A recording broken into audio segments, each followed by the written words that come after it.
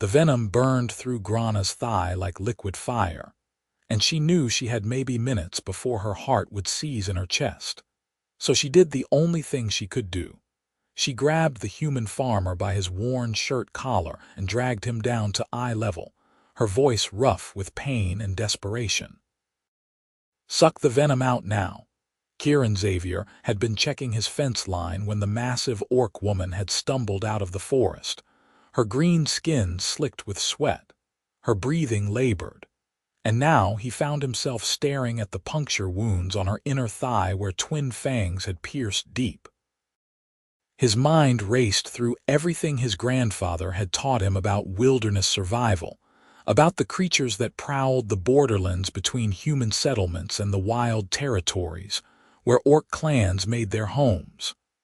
"Swamp viper," he said, recognizing the distinctive pattern of the bite. "You have got maybe 10 minutes before it reaches your heart."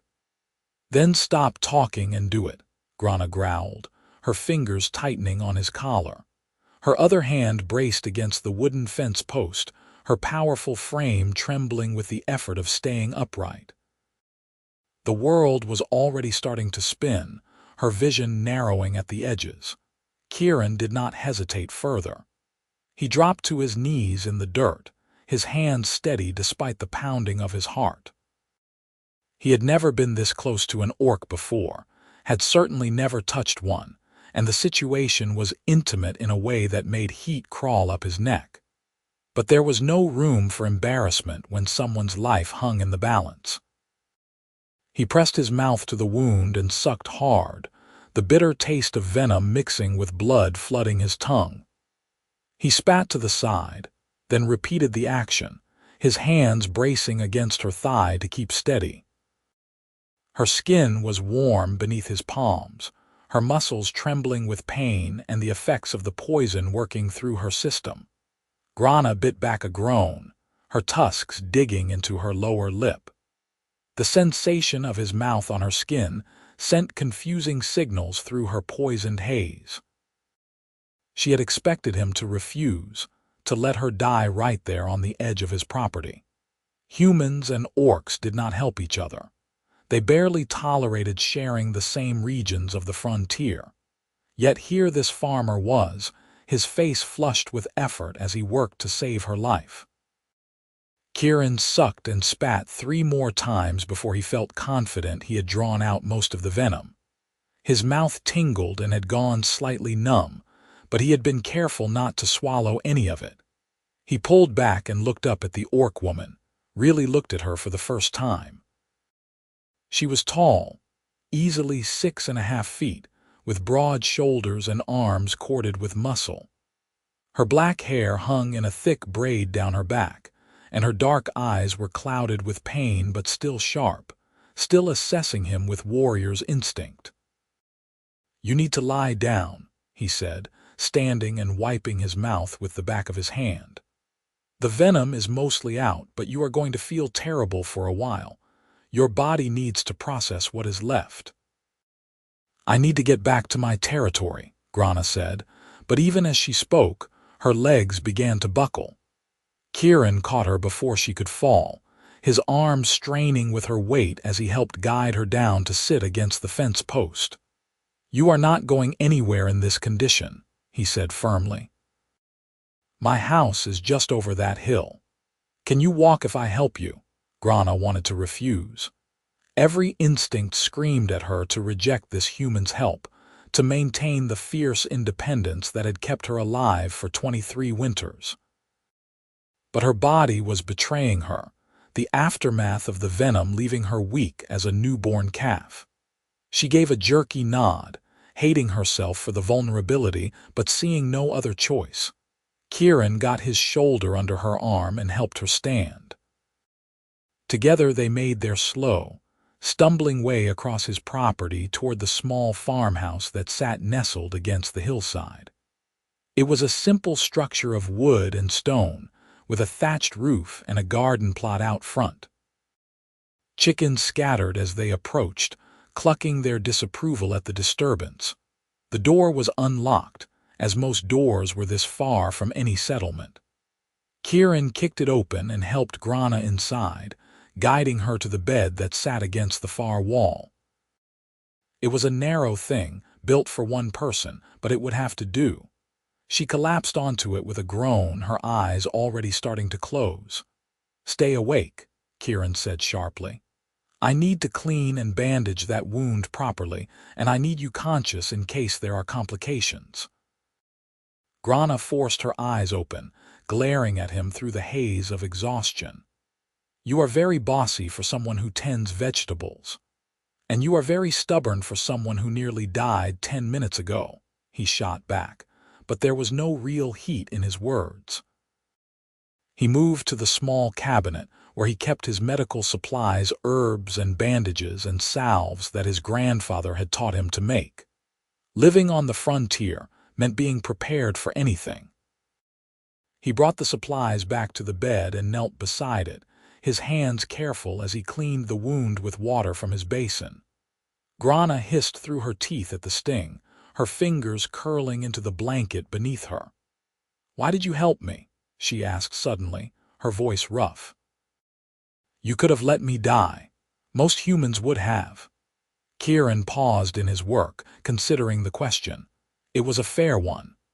Relations between humans and orcs had been tense for generations, ever since the border wars that had carved up the frontier territories.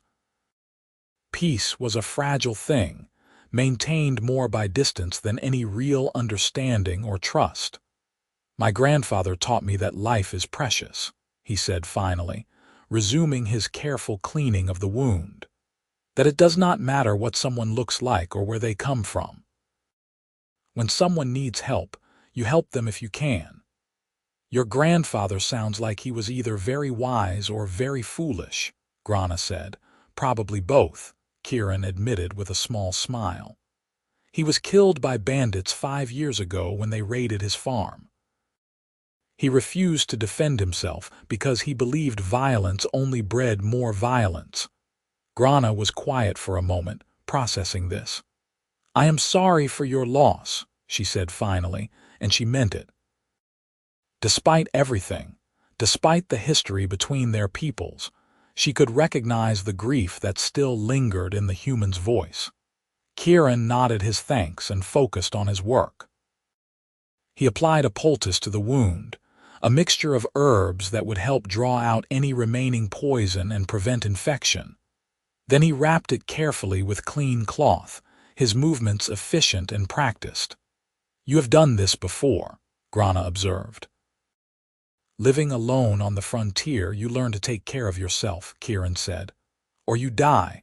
Those are pretty much the options." "Why do you live alone? You are young. You should have a wife, children," Kieran laughed, but it was a bitter sound. "Women from the settlement do not want to marry a farmer who lives this far out. They want the security of being close to the town, close to other people. And I cannot leave this place. It is all I have left of my grandfather." Grana understood that kind of devotion, even if her own culture was very different. Among her people, clan bonds were everything. Yet here she was, miles from her territory, having been cast out for speaking against the war chief's plan to raid human settlements. She had argued for peace, for finding ways to coexist with the humans who had settled in lands that orcs also claimed. For her trouble, she had been exiled, told not to return unless she brought proof of her worth as a warrior. The irony of being saved by a human was not lost on her. "You should rest now," Kieran said, standing and wiping his hands on a cloth. "The worst is over, but your body needs time to recover. I will make some soup." Grana wanted to argue, but exhaustion was pulling at her like a heavy current. Her eyes drifted closed despite her best efforts, and within moments she was asleep, her breathing deep and steady. Kieran watched her for a moment, this fierce orc woman who had crashed into his life so unexpectedly. She was beautiful in a way he had never really considered before, all strength and sharp edges, but vulnerable now in sleep. He shook his head at his own thoughts and turned to the fireplace, building up the flames and setting a pot of water to boil. As he chopped vegetables and dried meat for the soup, his mind wandered to the complications this situation presented. If anyone from the settlement found out he was harboring an orc, there would be trouble. The frontier was peaceful now, but that peace was maintained through strict separation. Humans stayed in their territories, orcs in theirs, and the two groups interacted as little as possible. But what was he supposed to do? Let her die? Turn her out before she was strong enough to travel? Neither option sat right with him, no matter what the social conventions dictated. Grana slept through the afternoon and into the evening. Kieran worked on his usual chores, checking on her periodically to make sure she was still breathing steadily, that no fever had taken hold. The wound looked clean each time he checked it, no signs of infection or further poisoning. When the sun was setting and painting the sky in shades of orange and red, Grana finally stirred. Her eyes opened slowly, confusion flickering across her features before memory returned. She sat up carefully, testing her body's response, and was relieved to find that the terrible burning pain had faded to a dull ache. Kieran heard the movement and brought over a bowl of soup. "How do you feel?" he asked, offering her the bowl. "Like I was trampled by a herd of elk," Grana said, but she took the soup gratefully. The smell made her stomach clench with hunger. She could not remember the last time she had eaten. "But alive. Thanks to you. Drink slowly," Kieran advised. "Your stomach might be sensitive." Grana obeyed, sipping the hot broth carefully. It was simple fare vegetables and meat in a savory stock, but it tasted like the finest meal she had ever eaten. "You are a good cook," she said. "I've had a lot of practice feeding myself," Kieran said with a shrug. He settled into the chair near the bed, his own bowl in hand.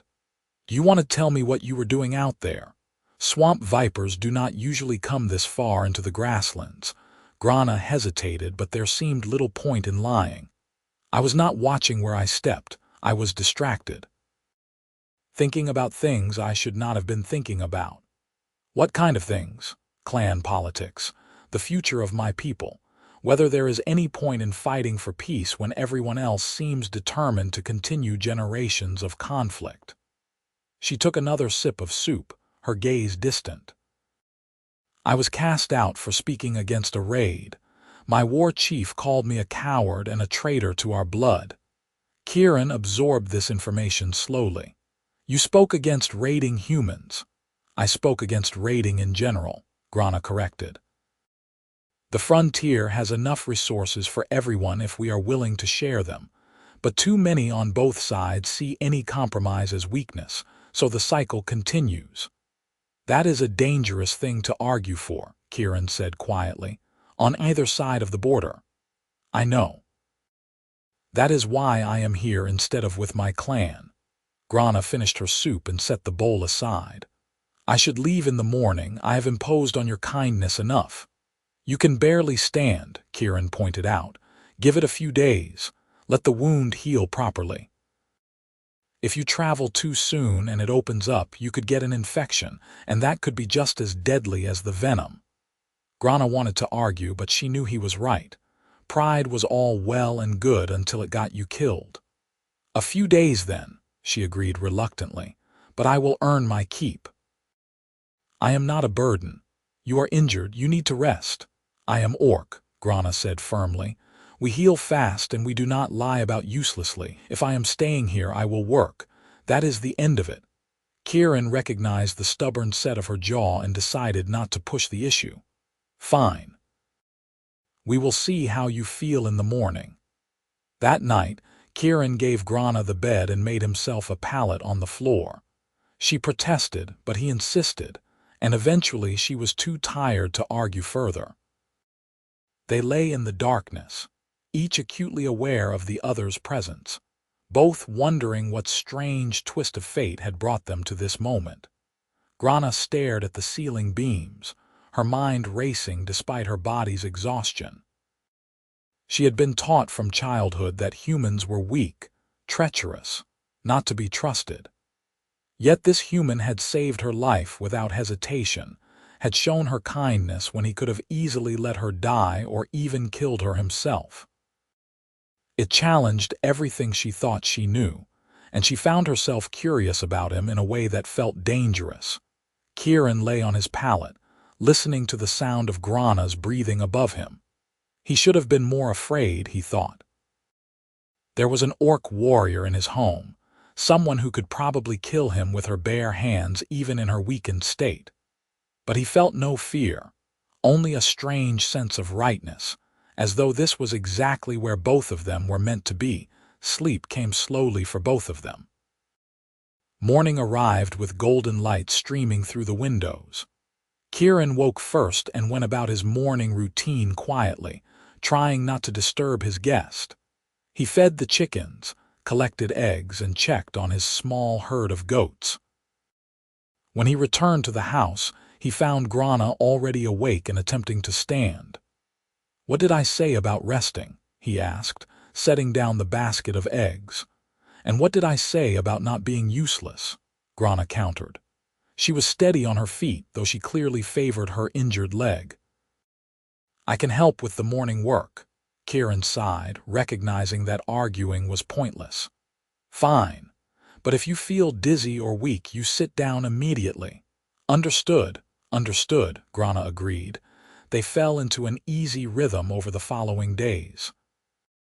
Kieran would not let Grana do anything too strenuous, but she helped with smaller tasks, gathering eggs, preparing meals, mending tools that needed repair. She was skilled with her hands, he discovered, and knew her way around a farm better than he would have expected. "My clan keeps livestock," she explained when he commented on it. "Goats, pigs, some cattle. Everyone works to keep the herds healthy and fed. It is not so different from what you do here." "I never knew that," Kieran admitted. "I always thought orcs were nomadic, hunters and warriors." "Some clans are," Grana said. "But most of us settle in one place just like humans do. We farm, we build, we raise families. We are not really so different." It was a revelation that shifted something in Kieran's worldview. All his life he had been taught that orcs were savage, primitive, that they raided and destroyed rather than building anything of lasting value. But talking with Grana, learning about her people, he realized how much of what he had been taught was simply wrong. As the days passed, the initial awkwardness between them faded. They began to talk more freely, sharing stories about their lives, their hopes, their frustrations with the world they lived in. Grana told him about growing up in her clan, about the rigid hierarchy of warriors and the pressure to prove oneself through combat. Kieran told her about his grandfather, about learning to farm and live off the land, about the loneliness of being so isolated from other people. "Do you never wish for company?" Grana asked one evening as they sat outside, watching the sun set over the grasslands. "For someone to share this life with, all the time," Kieran admitted. "But I have not figured out how to make that happen. Like I said, women from the settlement do not want this life, and I cannot leave the farm." "Perhaps you are looking in the wrong place," Grana said softly, and there was something in her voice that made Kieran's heart skip. He turned to look at her, really look at her. The setting sun painted her green skin in warm gold, softening the hard edges of her features. Her dark eyes met his, and in them he saw something that mirrored the feeling growing in his own chest, something warm and dangerous and completely inadvisable.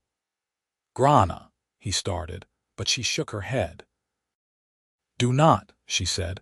"Do not say what you are thinking. It cannot be." "Why not? You know why not. Our peoples hate each other. There are rules against this, laws against this. If my clan found out I had feelings for a human, they would kill me. And your people would do the same to you if they knew. My people already think I am strange for living out here alone," Kieran said. "And you have already been cast out by your clan. What do we have to lose? Everything, Grana said, but her voice lacked conviction. Our lives, our dignity, any chance at a future. Or maybe we have everything to gain, Kieran countered. He reached out slowly, giving her time to pull away, and took her hand in his. Her skin was warm and rough with calluses, a warrior's hand, a worker's hand. Maybe we could build something new here, something that does not have to follow the old rules. Grana looked at their joined hands, her heart pounding so hard she thought it might break free from her chest. Every rational part of her brain screamed that this was foolish, that it could only end in pain and tragedy. But another part, a part that had been growing stronger with each passing day, whispered that perhaps this was exactly what she had been searching for, someone who saw her not as an orc or a warrior or an outcast, but simply as herself. "I am afraid," she admitted quietly. "I have faced down enemies in combat without flinching, but this terrifies me." "Me too," Kieran said, "but I think some things are worth being afraid for."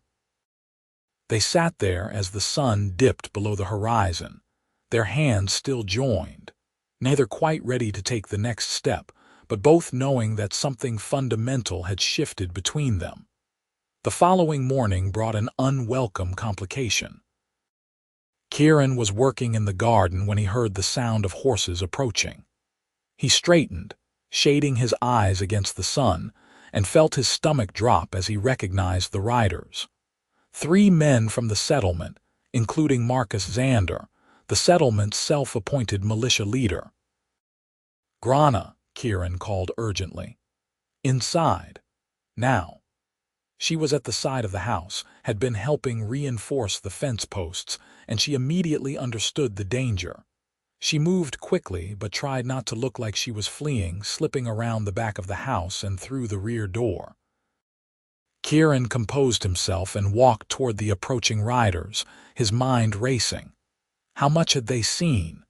Did they know Grana was here? "Marcus," he greeted as the men reined in their horses. "What brings you all the way out here?" Marcus was a hard man in his late 40s, with a scar across his cheek and eyes that never quite smiled even when his mouth did. "Just making rounds," he said, but his gaze was assessing, suspicious, making sure everyone on the frontier is safe. "There have been reports of orcs moving through the area." "I have not seen any," Kieran said, which was not technically a lie. He had not seen orcs plural, only one. "You sure about that?" one of the other men asked. His name was Darren, and he was younger than Marcus, eager to prove himself. "We found tracks not far from here. Big ones, fresh." Kieran kept his expression neutral. "Plenty of large animals out here. Could have been elk or even a bear." "Could have been," Marcus agreed, but his tone suggested he did not believe it. He dismounted and handed his reins to Darren. "Mind if I take a look around, just to be thorough?" Kieran's blood turned to ice, but he forced himself to shrug casually. "Suit yourself, though I do not know what you expect to find." Marcus walked slowly around the property, his eyes scanning every detail. Kieran followed, his heart pounding, praying that Grana had hidden herself well. The minutes stretched out like hours as Marcus examined the barn, the garden, even peered through the windows of the house.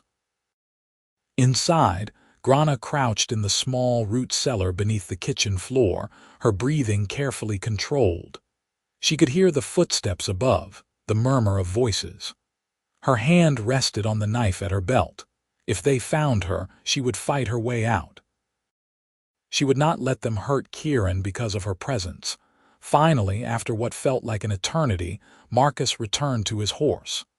"Looks clean," he said, mounting up, but his eyes lingered on Kieran with unmistakable suspicion. "You be careful out here, Xavier. These are dangerous times. Orcs are not to be trusted, no matter what they might tell you." "I will keep that in mind," Kieran said evenly. The 3 men rode off, and Kieran waited until they were well out of sight before he returned to the house. He opened the cellar door and helped Grana climb out, his hands shaking slightly with the aftermath of adrenaline. "That was too close," he said. "I should leave," Grana said immediately. "I am putting you in danger just by being here. If they come back and find me, they will kill us both." "They did not find you," Kieran pointed out. "And where would you go? You have no clan, no territory. At least here you are safe." Are you?" Grana shook her head. "This cannot work, Kieran. I was foolish to think it could." "So that is it." Kieran felt anger rising in him, born of fear and frustration. "You are just going to run. Give up without even trying." "I am being realistic," Grana shot back. "Do you not understand what would happen if we were discovered? Your people would hang you as a traitor. Mine would do far worse to me. This is not some romantic story where love conquers all. This is real life, and in real life, people like us do not get happy endings." "Maybe we do not get them because we do not fight for them," Kieran said. "Maybe we accept what we are told instead of deciding for ourselves what our lives should be." Grana stared at him, her chest heaving with emotion. She wanted to argue, to tell him he was naive, that he did not understand how the world really worked. But looking into his eyes, seeing the determination there, she found herself wavering. "What are you suggesting?" she asked quietly. "I am suggesting we stop pretending we do not feel what we feel," Kieran said. "I am suggesting we figure out how to make this work instead of giving up before we have even tried. And if we fail, if they find us, then at least we will have tried. At least we will have had something real, even if only for a little while." He stepped closer, close enough that he could feel the heat radiating from her skin. "I am tired of being alone, Grana. I am tired of living half a life. You make me feel alive in a way I have not felt since my grandfather died. Do you not feel it too?" Grana closed her eyes, her jaw clenched. She did feel it. God help her, she felt it with every fiber of her being. This human had worked his way past all her defenses, had made her care about something other than survival or proving her worth as a warrior. He had made her hope, and hope was the most dangerous thing of all. "I feel it," she whispered, "and it terrifies me." "Then be terrified with me," Kieran said, "but do not run, please." Grana opened her eyes and found him looking at her with such raw honesty that it stole her breath. Slowly, giving him every opportunity to pull away, she reached up and cupped his face in her hand. Her palm dwarfed his cheek, her fingers rough against his skin, but he leaned into the touch like a man starved for affection. "If we do this," she said, "there is no going back. You understand that?" "I understand," Kieran said. "Then stop talking and kiss me," Grana said, and she pulled him to her. Their lips met, and it was like touching flame to dry tinder. All the tension that had been building between them ignited into something fierce and consuming. Kieran's hands found her waist, pulling her closer, and Grana's arms wrapped around him, lifting him slightly off his feet in her enthusiasm. Her tusks bumped against his lips, adding an exotic friction that sent shivers down his spine. They broke apart, both breathing hard, and looked at each other with wonder and no small amount of fear. "That was," Kieran started. "Foolish," Grana finished. "Reckless. Wonderful." "Yeah," Kieran agreed with a slightly dazed smile. "All of those things." They spent the rest of that day in a kind of heightened awareness of each other, finding excuses to touch, to be close, stealing kisses when the moment allowed. It felt like being young again, like discovering something magical and new, and both of them surrendered to it despite their better judgment. As evening fell, they sat together on the small bench outside the house, Grana's head resting on Kieran's shoulder, his arm around her waist. The summer air was warm and filled with the sound of crickets, and for a moment they could almost believe that they were just a normal couple, that there was nothing unusual or forbidden about what they were doing. "Tell me about your dreams," Kieran said softly. "What do you want from life?" Grana was quiet for a moment, considering. "I always wanted to be a great warrior," she said finally, "to earn respect through strength and skill. But lately I have been thinking that maybe I want something different. Peace. A place to call home, someone to share it with." She paused. "That probably sounds weak to you." "It sounds human," Kieran said, "which I think is the point. We are not so different." "No," Grana agreed. "We are not." They stayed there until the stars came out, mapping constellations and speaking of futures that might never come to pass. But for that night, in that moment, it felt like anything was possible. The next week passed in a blur of work and stolen moments of intimacy. Grana's leg healed rapidly, as she had promised, the orc constitution proving as resilient as her people claimed. She threw herself into helping around the farm, her strength allowing her to accomplish tasks that would have taken Kieran days. Together, they repaired the barn roof, reinforced fences, cleared a new section of land for planting. They worked side by side from dawn until dusk, and the labor felt less like a chore and more like building something together, laying foundations for a future neither quite dared to speak aloud about. But the outside world had not forgotten about them. Marcus returned twice more, always with some excuse, always watching with suspicious eyes. Other settlers began to avoid Kieran when he made his monthly trip to the settlement for supplies, their greetings curt, their expressions wary. "They know something," Kieran said to Grana when he returned from one such trip. "I do not know how, but they suspect." "Then I should leave," Grana said, but there was no conviction in her voice anymore. The thought of leaving Kieran, of walking away from what they were building, felt like tearing out a piece of her soul. "No," Kieran said firmly. "We will figure something out. We just need to be more careful." But being careful was becoming increasingly difficult. They had grown accustomed to each other's presence, to the casual touches and shared glances that spoke volumes. The idea of hiding, of pretending there was nothing between them, felt impossible. The crisis came on a sweltering afternoon in late summer. Kieran was in the garden, Grana helping him harvest vegetables when they heard the sound of multiple horses approaching. More than before, many more, they both froze, looking at each other with dawning horror. This was not a casual visit. "Run," Kieran said urgently. "Get to the forest. Hide." "I will not leave you to face them alone," Grana said. "If they find you here, we are both dead. If you run, at least you survive." Kieran grabbed her shoulders, his eyes desperate. "Please, Grana. Go, now." Grana wanted to argue, wanted to fight, but she could see the logic in his words. She leaned down and kissed him hard, pouring everything she felt into that brief contact. "If they hurt you," she said fiercely, "I will burn their settlement to the ground." Then she turned and ran, her powerful legs carrying her swiftly toward the tree line. She disappeared into the shadows of the forest just as the riders came over the rise. Kieran turned to face them, his heart sinking as he counted the horses. 10 men, all armed, all looking grim.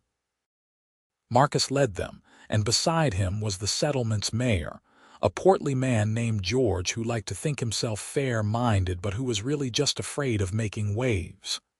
"Kieran Xavier," Marcus called out as they reined in their horses. "We need to talk." "About what?" Kieran asked, keeping his voice level. "About the orc you have been harboring," Marcus said bluntly. "Do not bother denying it. We have seen the tracks. 2 sets, 1 human, 1 orc, and people have noticed changes. Your crops growing better than they should for 1 man to manage. Repairs done that would take 2 people. You think we are stupid." Kieran said nothing, his mind racing through options. He could deny it, but they clearly had made up their minds. He could fight, but he was 1 man against 10. He could run, but where would he go? Where is she? Marcus demanded, dismounting. Several of the other men followed suit, hands on their weapons. "Bring her out now, and maybe we will go easy on you." "There is no one here but me," Kieran said. Marcus's face darkened. "Search the property," he ordered his men. "Search everywhere." The men spread out, weapons drawn, looking in the house, the barn, anywhere someone might hide. Kieran stood still, his fists clenched at his sides, praying that Grana had made it far enough into the forest that they would not track her. "Nothing," Darren reported after several minutes. "She must have run when she heard us coming." "Track her," Marcus ordered. "She cannot have gone far." 4 of the men mounted up and rode toward the forest, following the obvious trail Grana had left in her haste. Kieran's stomach twisted with fear, but he kept his expression neutral. Marcus approached him slowly, his hand resting on the hilt of his sword. "You have broken the law," he said. "The law that keeps us safe from the orc threat. The law that maintains the peace. Do you have any idea what you have done?" "I saved a life," Kieran said. "That is all. She was dying from venom and I helped her." "Is that a crime?" "Helping the enemy is always a crime," Marcus said. "And do not pretend it was just about saving her life. The tracks show she has been here for weeks. What were you thinking, Xavier? That you could play house with an orc? That no one would notice or care? I was thinking that maybe the old hatreds do not have to define us forever," Kieran said, his temper finally breaking through. "I was thinking that maybe if we actually talked to each other, worked together, we would realize we are not so different. That maybe peace is possible if we are brave enough to try." "Brave," Marcus laughed, but it was a harsh sound. "You call this brave? Spitting on everything your people have fought and died for? Your grandfather would be ashamed." "My grandfather taught me that all life is precious," Kieran shot back. "He would understand better than any of you." "Your grandfather was killed by the kind of people you are defending," Marcus said coldly. "Do not invoke his memory to justify your betrayal." From the forest came the sound of shouting, then a scream that was abruptly cut off. Everyone tensed, hands going to weapons. Moments later, the 4 trackers came riding back, their horses at a full gallop, their faces pale. "She is coming," one of them gasped. "We tried to corner her, but she fought back. Thomas is dead. She broke his neck." Kieran's blood ran cold. If Grana had killed someone, there would be no mercy, no talking their way out of this. It was war now, whether they wanted it or not. Grana emerged from the tree line, and the sight of her made several of the men step back. She was covered in blood. Her braided hair had come loose and hung wild around her face, and she held a sword she had taken from the fallen tracker. Her eyes found Kieran, checking that he was unharmed before fixing on Marcus with pure rage. "You came to my home," she said, her voice carrying across the distance. "You threatened what is mine, and you wonder why I fight. Your home," Marcus sneered. "This is human land. You have no right to be here." "I have every right to be wherever I am welcomed," Grana said, "and Kieran welcomed me. That is all that matters." "Grana," Kieran called out, trying to keep the panic from his voice. "Please do not do this." "They were going to kill me," Grana said, not taking her eyes off Marcus. "Did you think I would go quietly? That I would let them separate us without a fight? If you surrender now, we will make it quick," Marcus said, drawing his sword. The other men followed suit, forming a line between Grana and the house. "Keep fighting and we will make you suffer before you die."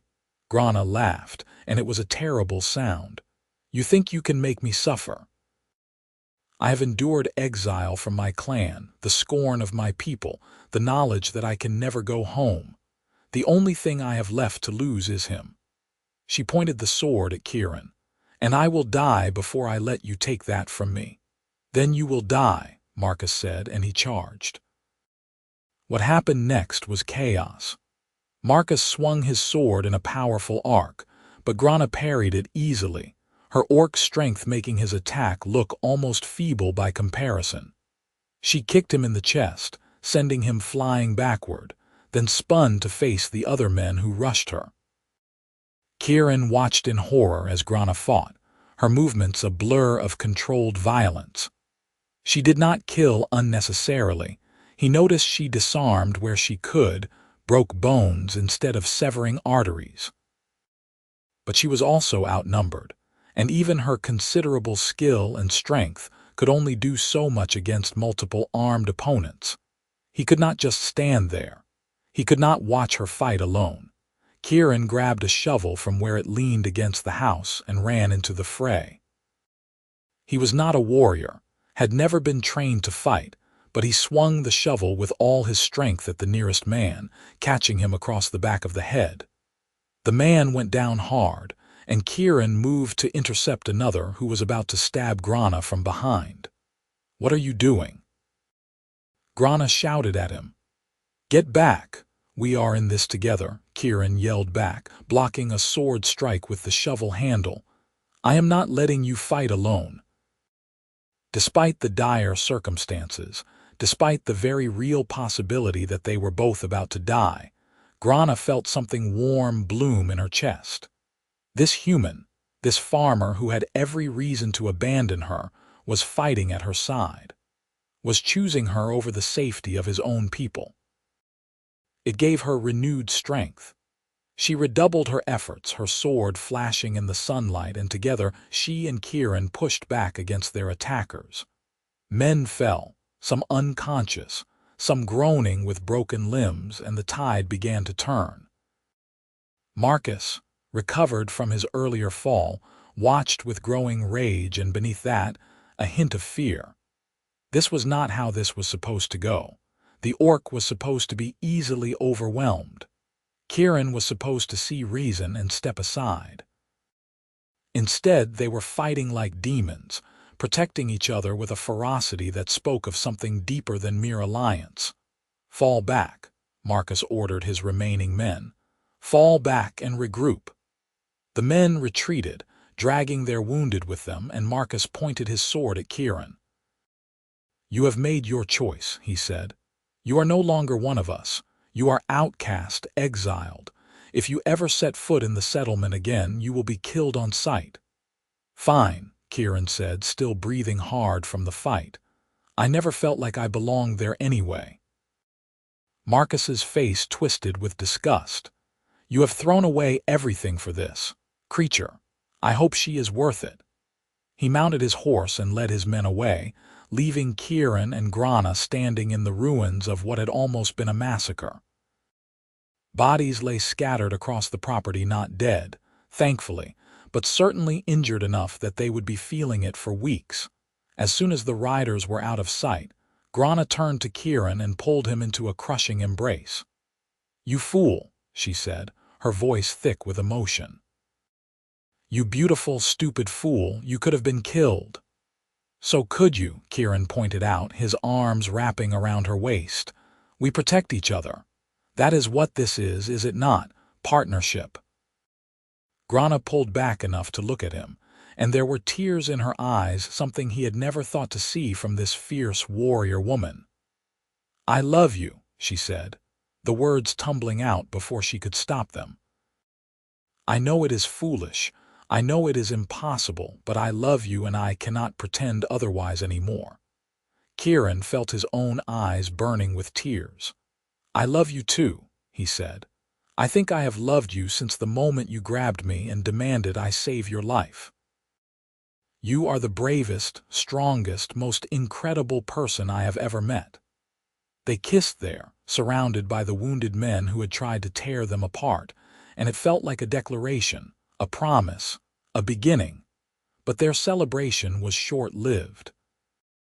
Reality crashed back down as they surveyed the damage. Thomas, the tracker Grana had killed, lay in the forest. His death would not be forgiven or forgotten. The settlement would come back, and next time they would bring more men, more weapons. Perhaps they would even send word to the militia outposts, bring soldiers to deal with the threat. "We cannot stay here," Grana said, voicing what they both knew. "This place is burned for you now. They will come back. Kieran looked at the farm, at the house his grandfather had built, at the land he had worked for years. Leaving felt like tearing out his heart, but staying meant death. "Where do we go?" he asked. Grana thought for a moment. "There are places," she said slowly. "Borderlands that neither human nor orc really control. Wild places where people go when they do not fit anywhere else. Outlaws, exiles, half-breeds. It is not an easy life, but we would be free. We could be together." "Then that is where we go," Kieran said. He straightened his shoulders, feeling the weight of the decision settle on him. "We leave tonight. Pack what we can carry, take the goats and chickens, and head out at sunset." They spent the remaining hours gathering supplies, loading what they could onto a small cart. Kieran felt a pang of grief with every item he left behind, every memory he was abandoning. But when he looked at Grana, working steadily at his side, he knew he was making the right choice. As the sun began to set, they set fire to the house. It was the only way to ensure nothing was left behind that could be used against them, and Kieran wanted to deny the settlement the satisfaction of claiming his grandfather's land. If he could not have it, no one would. They watched the flames rise into the evening sky, both silent, both mourning what they were leaving behind. Then they turned their backs on the burning farm and walked into the wilderness together, the cart creaking behind them, their future uncertain but faced together. The journey to the borderlands took 3 weeks. They traveled mostly at night, avoiding settlements and main roads, living off the land and the supplies they had brought. It was hard going, made harder by the need for constant vigilance. They saw other travelers, occasionally traders, hunters, a few scattered homesteaders, but they avoided contact whenever possible. Grana taught Kieran how to track game, how to read signs in the wilderness that spoke of danger or opportunity. He taught her about human customs, about the subtleties of their trade systems and social hierarchies, things that might prove useful if they needed to interact with human settlements in the future. At night, they made camp in hidden places, and Kieran held Grana close as they slept, both of them finding comfort in the other's presence. The physical intimacy between them deepened as the days passed, their connection growing stronger with each obstacle overcome together. "You regret it?" Grana asked one night as they lay beneath the stars. Leaving everything behind, Kieran considered the question seriously. "I regret the way it happened," he said finally. "I regret that violence was necessary, that someone died, but leaving, being with you, I do not regret that for a moment. Even though this life is harder than what you had, this life has you in it," Kieran said simply. "That makes it better than anything I had before." Grana turned to face him, her expression soft in the moonlight. "How did I get so lucky?" she wondered aloud. "What did I do to deserve you?" "You grabbed me and told me to suck venom out of your thigh," Kieran said with a slight smile. "That was pretty memorable." Grana laughed, the sound carrying through the quiet night. "The most romantic meeting in history," she said dryly. "I think so," Kieran said, and he kissed her to prove his point. They reached the borderlands on a cool autumn morning. The landscape here was wilder, less touched by civilization. Hills rolled into dense forest, rivers cut through valleys, and there were signs of habitation but nothing organized or official. Smoke from campfires rose here and there, indicating others who had chosen this marginal existence. They made their way cautiously, finally finding a small settlement tucked into a valley. It was a ramshackle collection of buildings, home to perhaps 50 people of various backgrounds. Kieran spotted humans, orcs, even a few half-bloods who walked with the features of both races. Everyone looked rough, worn by hard living, but there was something else too, a sense of freedom, of people who had chosen to live on their own terms. An old orc woman approached them as they entered the settlement. her green skin weathered and scarred, her tusks yellowed with age. "New arrivals," she observed. "You two running from something or to something?" "Both," Grana said. "We need a place to settle. Are we welcome here?" The old woman looked them over, her eyes sharp despite her age. "We do not ask too many questions here," she said. "But we also do not tolerate troublemakers. You start fights, steal from your neighbors, you will find yourself exiled from the exiled." "Understand." "Understood," Kieran said. "We just want to live in peace, build a home, be left alone." "Then you will fit right in," the old woman said with a gap-toothed smile. "Name is Karga. I sort of run things around here as much as anyone does. There is land up on the north slope that is empty. Hard ground, but workable if you are willing to put in the effort. You can claim it if you want." "We want," Grana said. Karga nodded. "Welcome to the Hollows, then. It is not much, but it is free." They claimed the land Karga had mentioned, a rocky hillside with a small stream running through it. It was indeed hard ground, but they had each other and determination. They spent the first few days building a simple shelter, then began the work of clearing land for planting and building a more permanent structure. Other residents of the Hollows helped when they could spare the time, offering advice and occasionally labor. Kieran and Grana met others like themselves, people who had fallen in love across racial lines, who had been cast out for refusing to follow the old hatreds.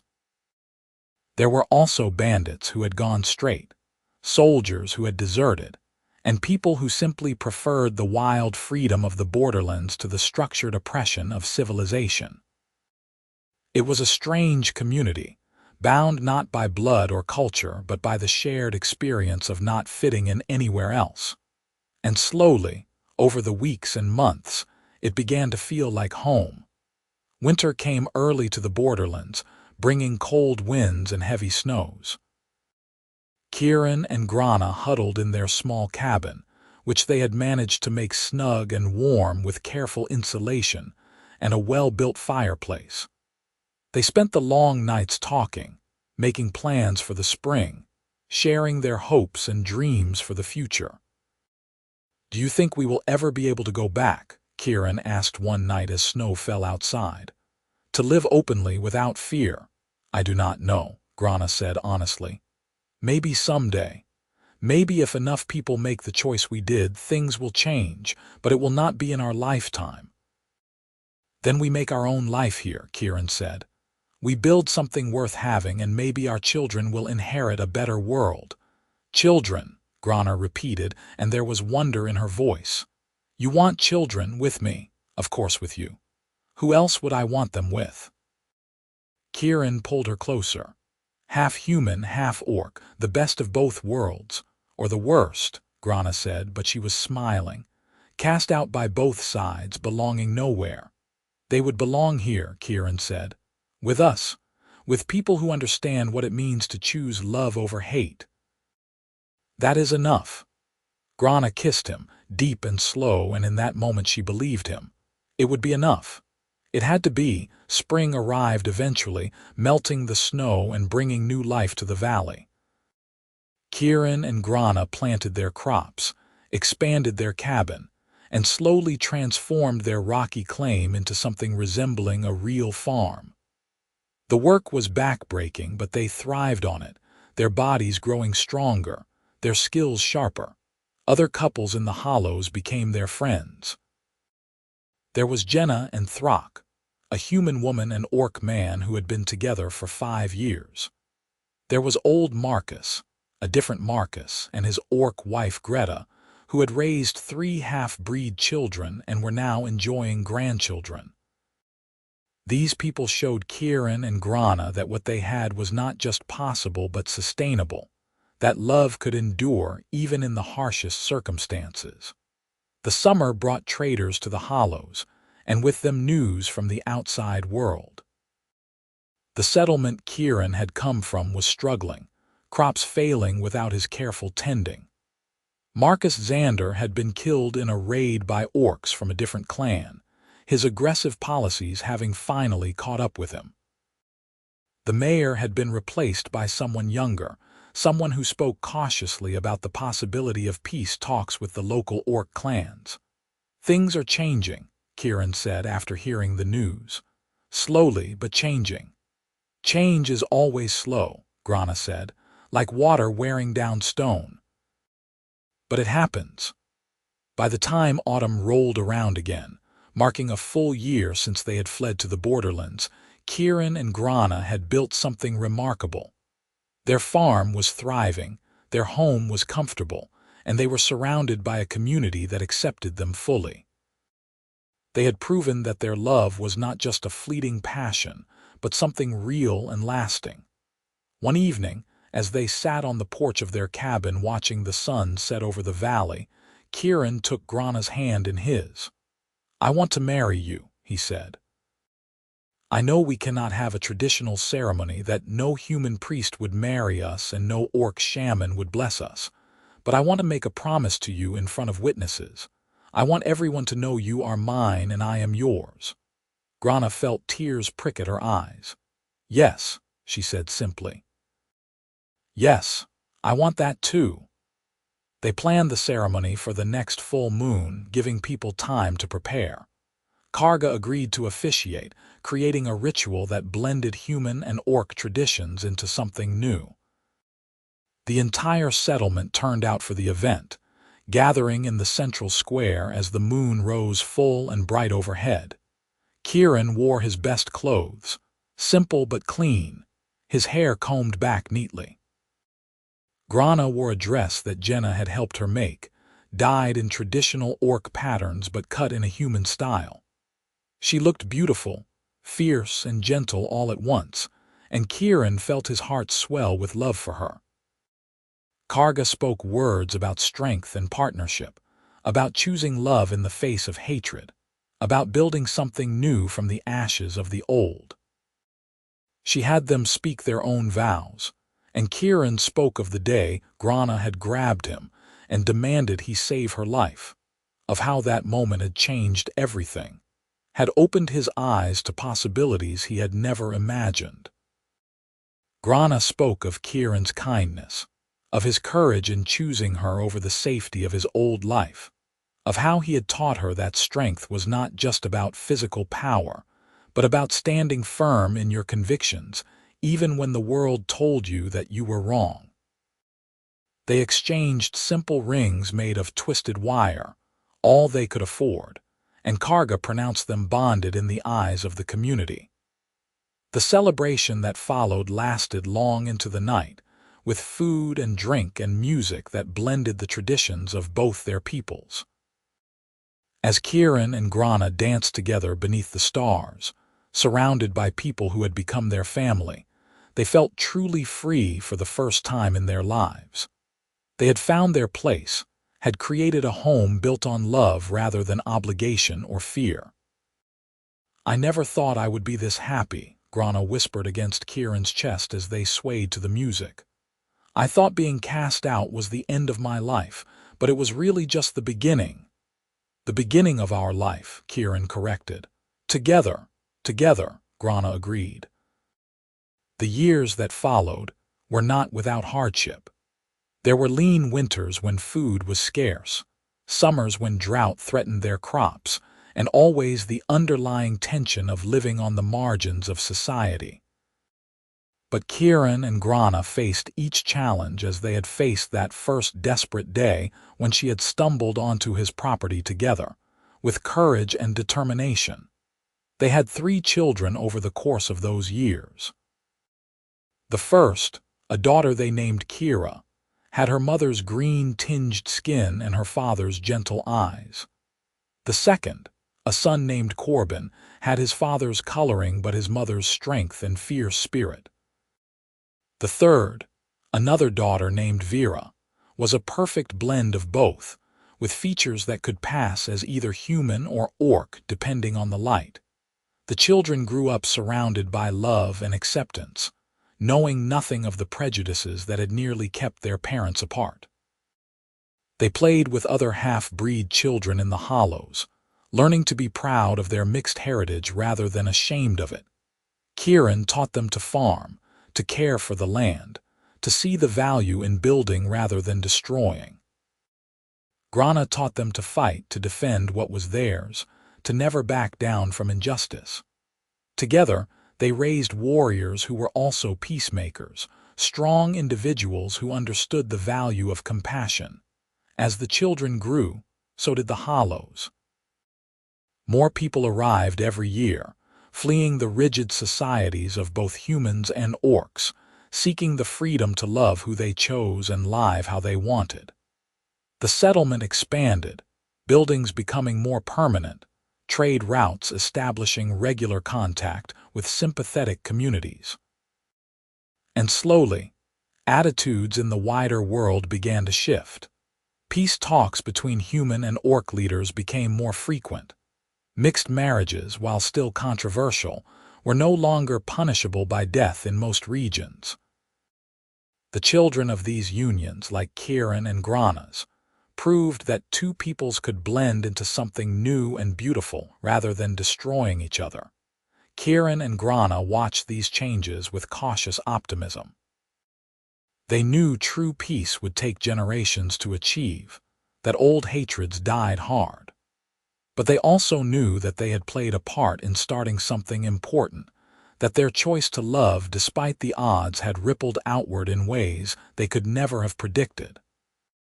20 years after that desperate day when Grana had grabbed Kieran and demanded he save her life, they sat on the porch of their much-expanded home, watching their grandchildren play in the yard. Kira had married a full-blooded orc who had been cast out for refusing to raid human settlements. Corbin had fallen in love with a human woman from a progressive settlement that had opened its borders to trade with orc clans. Vera, their youngest, had chosen to become a mediator, traveling between communities to help negotiate disputes and build bridges. "We did good," Grana said, taking Kieran's hand. Her skin was lined now, her hair shot through with gray, but her eyes were still as sharp and fierce as the day they had met.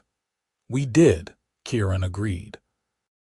His own hair had gone completely silver, his back bent from years of hard labor, but his grip on Grana's hand was still strong. "We built something that will outlast us." "A legacy," Grana said. "A family," Kieran corrected. "That is the best legacy anyone can ask for." They sat in comfortable silence, watching the sun set over the valley they had made their home. The journey from that desperate first encounter to this peaceful moment had been long and hard, filled with danger and uncertainty.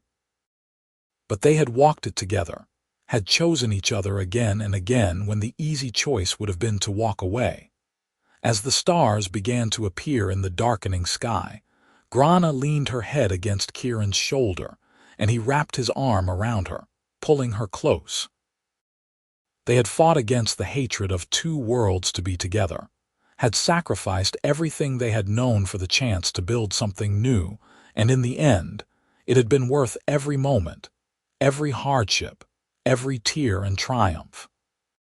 Because they had found what so many people search their whole lives for, and never discover true partnership, unconditional love, a bond that transcended the divisions of race and culture. The night grew deeper around them, cool and peaceful, and in the distance they could hear the sounds of their family children laughing, grandchildren being called in for the night, the low murmur of conversation between Kira and her husband as they walked home. It was the sound of life continuing, of hope renewed with each generation. Kieran pressed a kiss to the top of Grana's head, breathing in the familiar scent of her, a smell that had become synonymous with home over the past 2 decades. "I love you," he said quietly. "From that first moment to this one and every moment in between, you are the best thing that ever happened to me." Grana smiled, her tusks catching the light from the lantern beside the door. "You saved my life that day," she said, "in more ways than one. I was dying inside long before that viper bit me. You gave me a reason to live. We saved each other, Kieran said. That is what love does. It saves us from ourselves, from loneliness, from the hatred that the world tries to poison us with. We are proof that a different way is possible. In the years that followed, their story became legend in the borderlands. Parents told their children about the human farmer and the orc warrior who had chosen love over fear, who had built a life together, when everyone said it was impossible. The tale spread beyond the hollows, carried by traders and travelers, growing in the telling but always maintaining its essential truth that love could conquer even the deepest divisions if people were brave enough to fight for it. Kieran and Grana lived to see their youngest grandchild marry in a ceremony that was attended by both humans and orcs, not in the borderlands but in an actual settlement that had opened its gates to mixed families. They lived to see laws change, to see the walls between their peoples begin to crumble, brick by hard-won brick. And when Kieran finally passed, in his sleep at the age of 78, Grana held his hand and whispered all the things they had been to each other over 5 decades together. She followed him less than a month later, her warrior's body simply giving up without its other half to anchor it to the world. They were buried together on the hill overlooking the farm they had built, beneath a tree they had planted in their first spring in the hollows.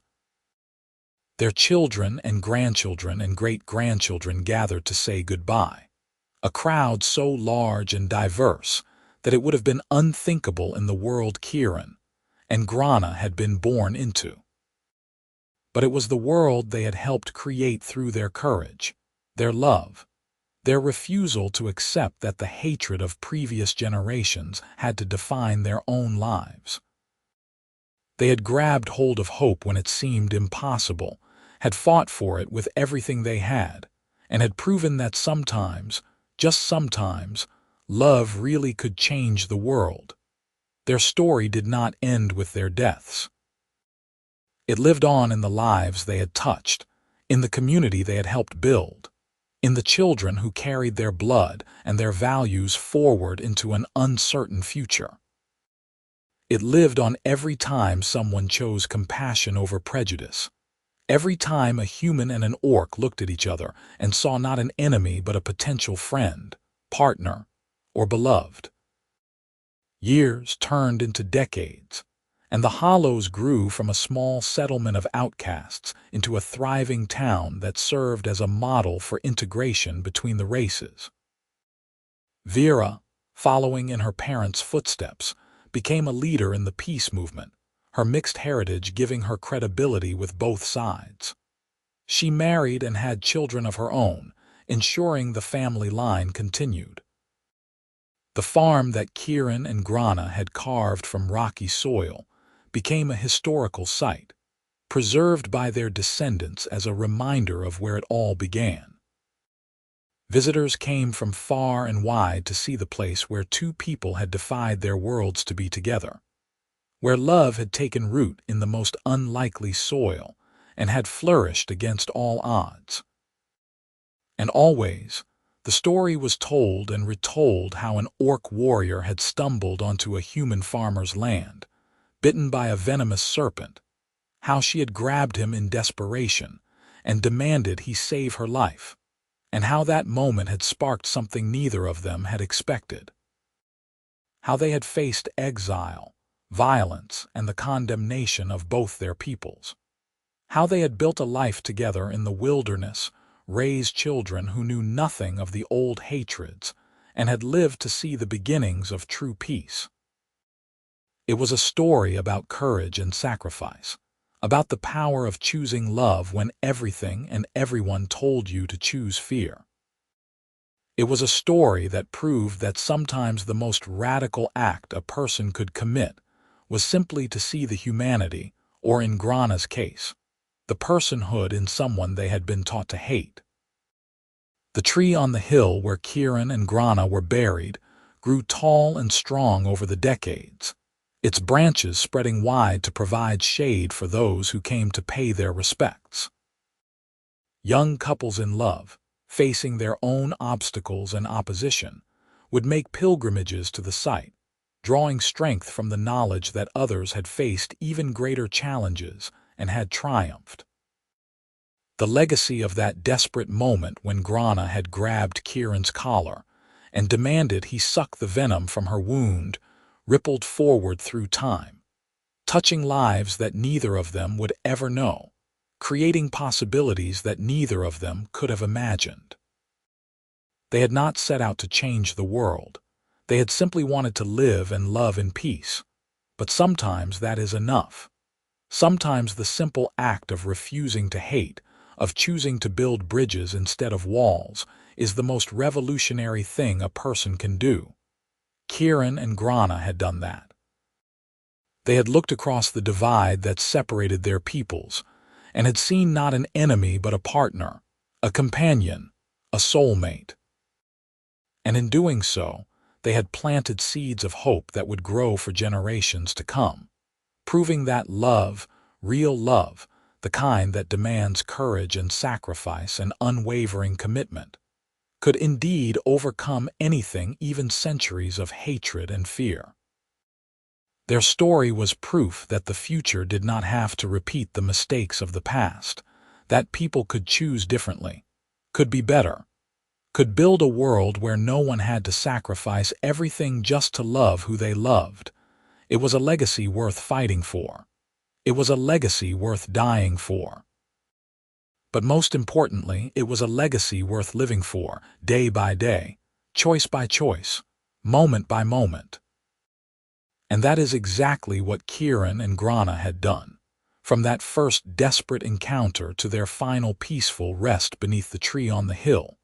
Together even in death as they had been in life, two souls who had found each other against impossible odds and had held on tight, no matter what the world threw at them.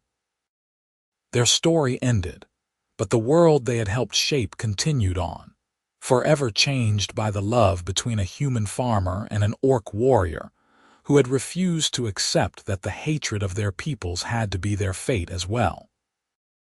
They had written a different story, had chosen a different path, and in doing so had lit a beacon that would guide others for generations to come. And so, in the end, what had started with a desperate grab and a frantic plea, "Suck the venom out now," had transformed into something beautiful and enduring, a testament to the power of love to heal even the deepest wounds and bridge even the widest divides. It was a story of hope triumphant, of love victorious, of two people who had looked at an impossible situation and had decided that impossible was just another word for difficult, and difficult was something they could overcome together. That was the true magic of their story, not that it was easy, but that they had found it worth fighting for. Not that the world had welcomed their love, but that they had fought to create a space where it could exist. Not that everything had worked out perfectly, but that they had built something real and lasting from the raw materials of courage, compassion, and unwavering commitment to each other. In the end, that is what love is: not a fairy tale or a romance novel, but a choice made again and again in moments large and small, to stand beside someone and face whatever comes together. Kieran and Grana had made that choice every day of their lives together, from the moment she had grabbed his collar in desperation to their final breaths taken in peace and contentment, and the world was better for it. The hollows stood as proof. Their children and grandchildren stood as proof. The slowly changing attitudes between humans and orcs stood as proof. Two people, loving each other against all odds, had created ripples that had become waves, had become a tide that lifted all ships. It was not the ending anyone would have predicted on that desperate day when a wounded orc warrior had stumbled onto a lonely farmer's land. But it was the ending they had earned through hard work, sacrifice, and a love that refused to be denied. It was an ending that honored everything they had fought for, everything they had believed in, everything they had been to each other. It was, in short, the happy ending they deserved, not perfect, not without struggle, but real and earned and theirs. And that made it more valuable than any fairy tale could ever be.